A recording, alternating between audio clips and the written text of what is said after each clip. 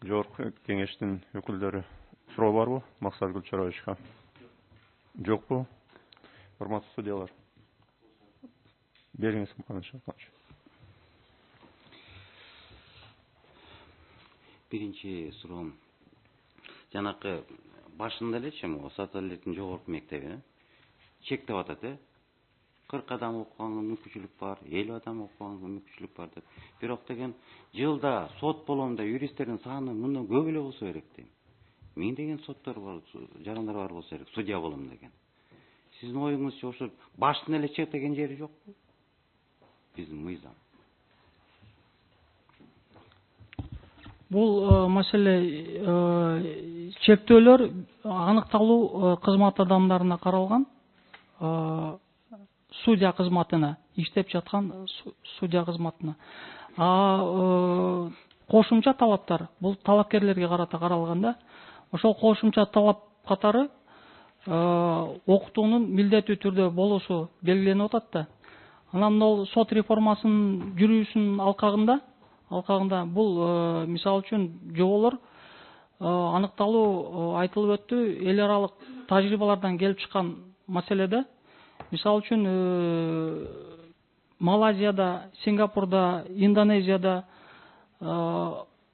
мурда окутуу бизде ыктыярдуу болсо, алардын тажрыйбасын окуп билүү менен ошол милдеттүү деп туруп мыйзамга өзгөртүүлөр кирүү аркылуу каралганда. Себеби дегенде бул жерде эки маселеде. Биринчиден окутуунун ыкмасы, экинчиден окутуунун шарттары болуш керек деп ойлойм. Шарттары дегенде, мисалы үчүн ар бир шарт түзүүдө окууга карата ал жерде окутуунун жеткиликтүүлүгү болуш керек. Ыкмасы деген, мисалы үчүн ар кандай ыкмаларды карап көрсө болот. Мисалы үчүн келечекте мен көрөт элем, мына президентибиз сан ариптештирүү жылы деп белгилебедиби? Бүгүнкү күндө сот департаменти дагы бул иштерге активдүү катышып атат. Мен ойлойм, ошол талапкерлерге карата кандайдыр бир онлайн окутуу системасын киргизсек, ошол маселени карап көрсөк болот, мисалы үчүн. Же болбосо бизде 600дөн ашык соттук штаттык бирдик болсо, алар эки республикалык маанидеги Бишкек жана Ош шаарларында жайгашкан, 40 райондо жайгашкан, 12 облустук маанидеги шаарларда жайгашкан. Ал шаарларга, райондорго жетпесек дагы, мен ойлойм, ошол облустук шарттарда, облуст деңгээлинде дагы кандайдыр бир шарттарды түзүү багыттарын карап көрсө болот деп ойлойм да. Бүгүнкү күндө азыр сотторду өнүктүрүүнүн максаттуу программасы жазылып атат, кийинки этабы. Ошол программанын аркалыгында карап көрсөк болот. Ушул шарттарды карап көрсөк деп ойлойм да. Мүмкүн башка деле багыттар жана сунуштар барды. Бүгүнкү күндө сот департаменти, жогорку сот иштеп жаткан. Анан окутуу ыкмасында мен ойлойм, жанагы туура суроолор айтылып өттү. Жанагы теориялык билимди жогорку окуу жайдан алганбыз. Бул жерде негизги окутууда соттордо ошол процессуалдык мыйзамдардын кандай колдонулушу, жогорку соттун пленумдарынын токтомдорунун кандай жүрүшү, аткарылышы, ошол ыкмалар аркылуу карап көрсө болот деп оюм бар. Рахмат. Экинчи суроом. Кичине жанакы берген суроого деген так жооп бере эле деген эметсеңиз, мен берген суроого эле. Жанакы мына чектелип атат, 40 киши, 50 киши деп. Анан азыр мына сот отурумуна деген бир нече сөздөр айтылды. Анын баары тең сот болгон жери жок. 60%ке чейин болбой калат деп айтылып атат. Мүмкүн деген андан азырактыр. Жанакы экинчи суроого келип атабыз да. Эгерде сиз айтып атасыз өзүңүздүн сөзүңүздөчү, жанакы эмгек майынасын төлөп берсе жакшы болот эле, ошону карап атабыз деп, туурабы? Анда деген сразу эле мына айтылып кеткенде суроо туулуп атат да. Эгерде ал деген эмгек майынасын алып окуса, бир жыл деп коелу, жарым жыл болобу, бир жыл болобу, андан кийин өтпөй калса, кайра эле деген текке кетип атат да акчанын баары. каражаты, эмгек мамлекеттин каражаты. Ошондуктан деген жанакы могу маселени эгерде бөлөкчө чечип көрсө, баягы айтылып аткандайчы, сот тандоодон өткөндөн кийин, дайындалгандан кийин, бул системанын баарын деген ошо окутуп, 1 жыл окутасың, жарым жыл окутасың, майнасын төлөп туруп, мүмкүн деген жанакы жардамчысынын негизинен айлыгы деген мүмкүн деген соттун жардамчысынын айлыгына тете болобу? Ошондо тура боло элек беле депчи. Мамлекеттин каражаты деген түптүз деген негизги деген туура эмеге жол менен кетет беле деген. Бул жерде кандай? Максат аткарылат беле? Мамлекеттикке дагы ошо окуп аткан жарандык дагы.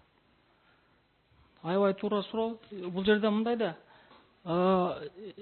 элестетсек, бир кызматкер бир мамлекеттик органда юрист кызматында иштейт.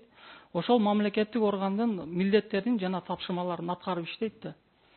Анан кызматкер мисалы үчүн судья болом деп максат коюп судьялыкка кетип баратат.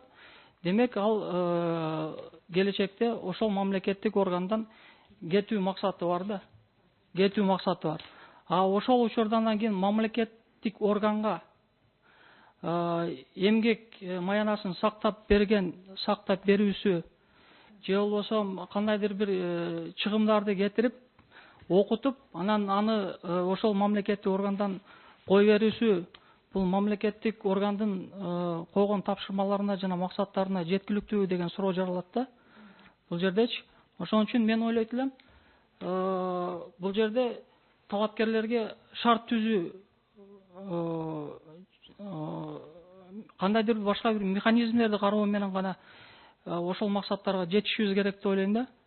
Ошол жанагы мен айткан же ошол аныкталуу бир мына региондорго ошол окуу борборлорун ачуу аркылуу окутуу жеткиликтүү болуш үчүн, же болбосо ошол санаа ириктештирүү программасынын алкагында онлайн окутуу системасын киргизүү аркылуу, мисалы үчүн азыр мектептерде колдонулуп атпайбы онлайн окутуу системасы. Мисалы үчүн телевиденияда билим программасы бар.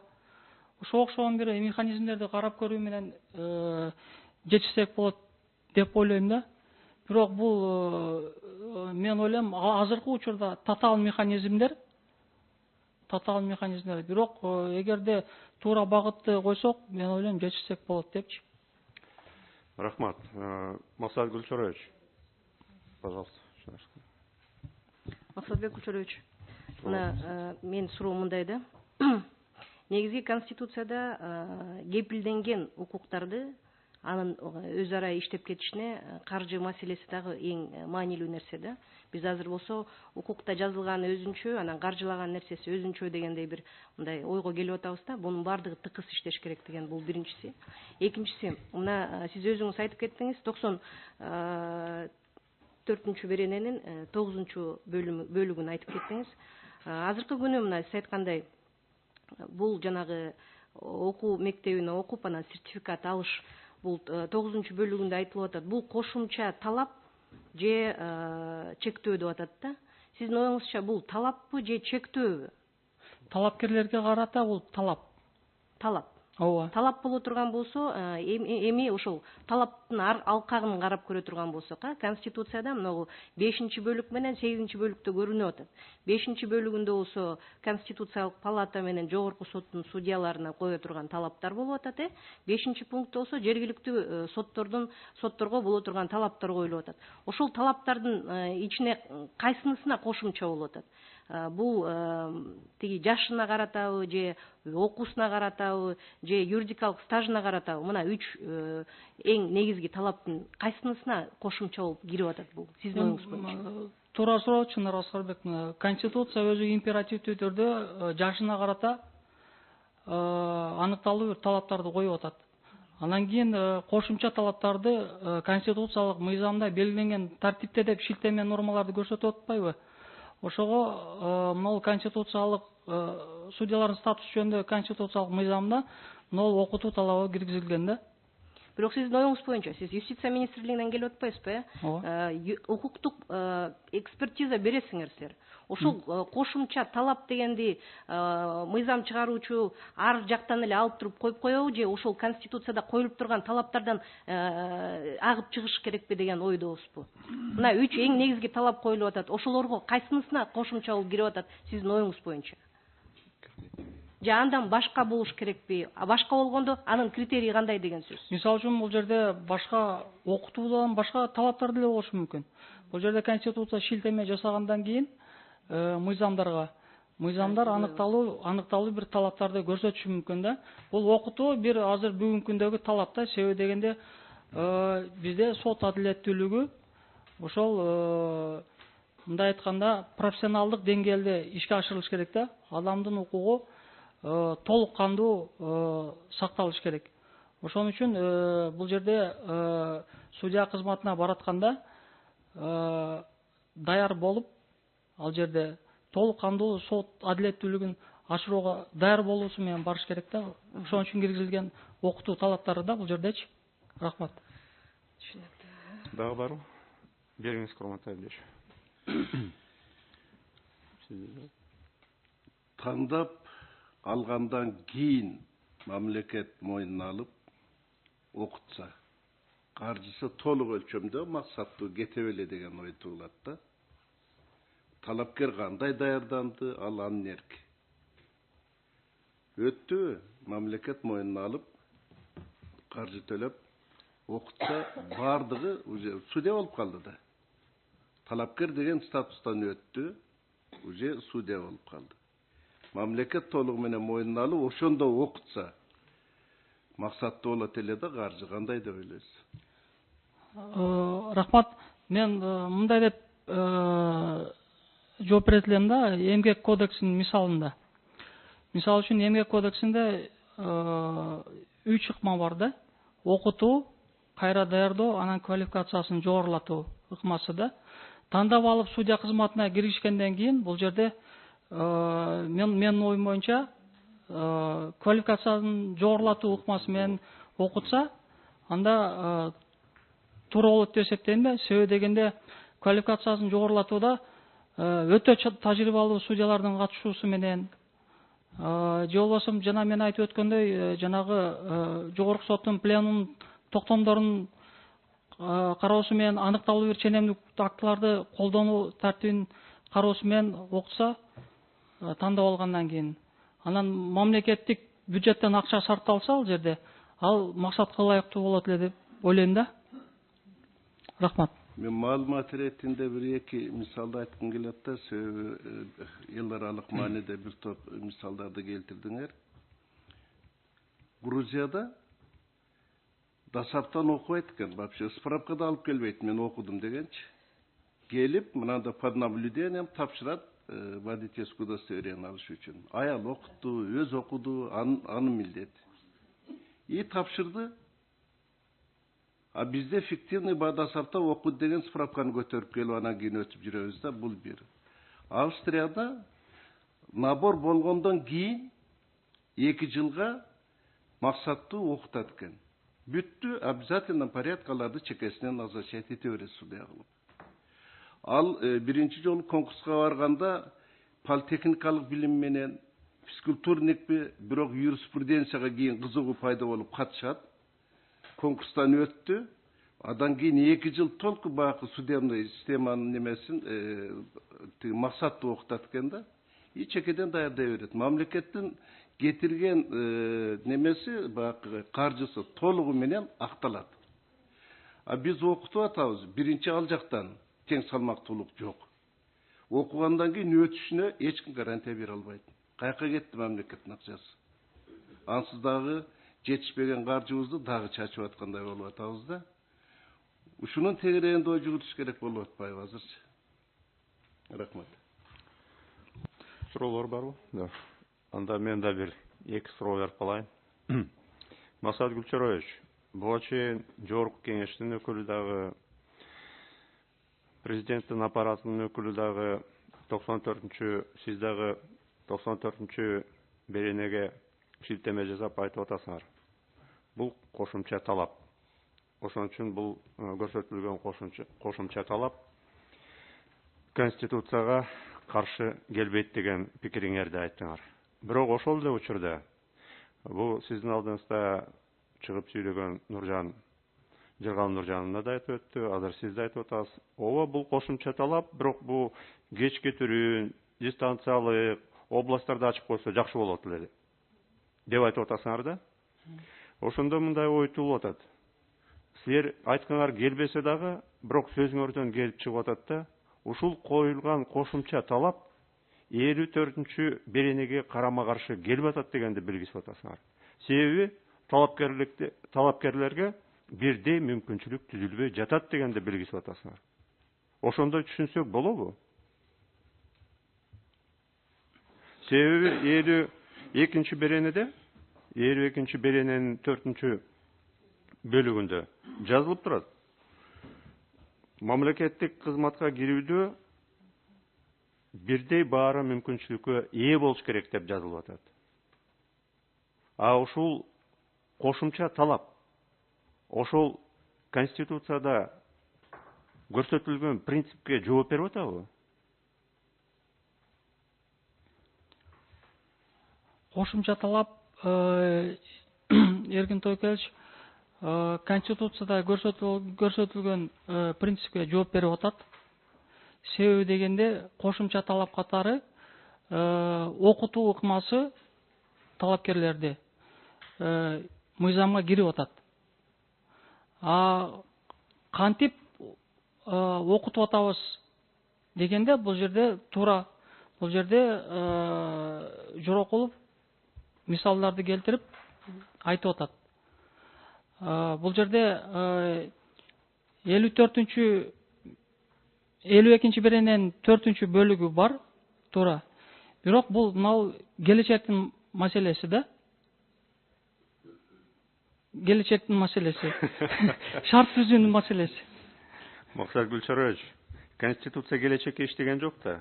Конституция келечекке да иштеп атат, азыркыга да иштеп атат. Биз айта албайбыз да, бул 52-чи берененин 4-чү бөлүгү келечекте колдонулат деп. Жок, мен айткым келген жок, Эркин Тойкелич. Мен айткым келди. Вот, мисалы үчүн окутуу ыкмасын киргиздикпи? Окутуу ыкмасынын өркүндөтүү маселелери бул келечектин маселеси, мен ушуну айткым келди. Болуптур, окутуу ыкмалары келечектеги маселелер болсун. Бирок азыркы иштеп турган окутуу ыкмасы 52-чи берененин 4-чү бөлүгүнө ылайык келеби, келбейби деген маселе туулуп атпайбы? 52-чи берененин 4-чү бөлүгүнө мыйзамда белгиленген кошумча талаптар ылайык келет. Болгону бул жерде мен жана айтып өткөндөй, ар кайсыл шарт аныкталуу бир ресурстардан баалуу да.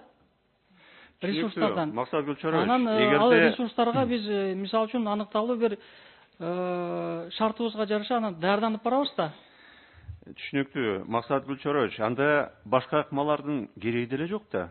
Эгерде талапка жооп берип аткан болсо, ылайыктуу болсо, бардыгына бирдей мүмкүнчүлүк берилип аткан болсо, анда башка ыкманын кереги эмне?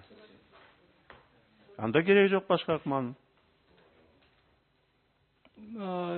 Бул ыкма мыйзамга киргенден кийин анын аныкталуу бир концепциясы болгон да.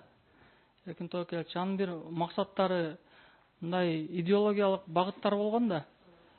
Себеби дегенде бул жерде негизги багыт бизде судьяларыбыз профессионалдуу болсо, сот адилеттүүлүгү орнотулса, Конституциянын 1-чи беренесинде каралгандай укук үстөмдүгү ишке ашырылса деген максаттар коюлган да бул жердечи. Туура, ал талашсыз нерсе, Максат Гүлчарович. Себеби ошол сот системасына компетенттүү, квалификациялуу талапкерлер барса деген максат коюлуп атат. Ооба. Бирок ошо максаттарга жетүү ыкмалары Конституциянын нормаларын бузбаш керек да. Туура? Конституция биздин негизги мыйзамыбыз, анын жоболору бузулбаш керек, ооба.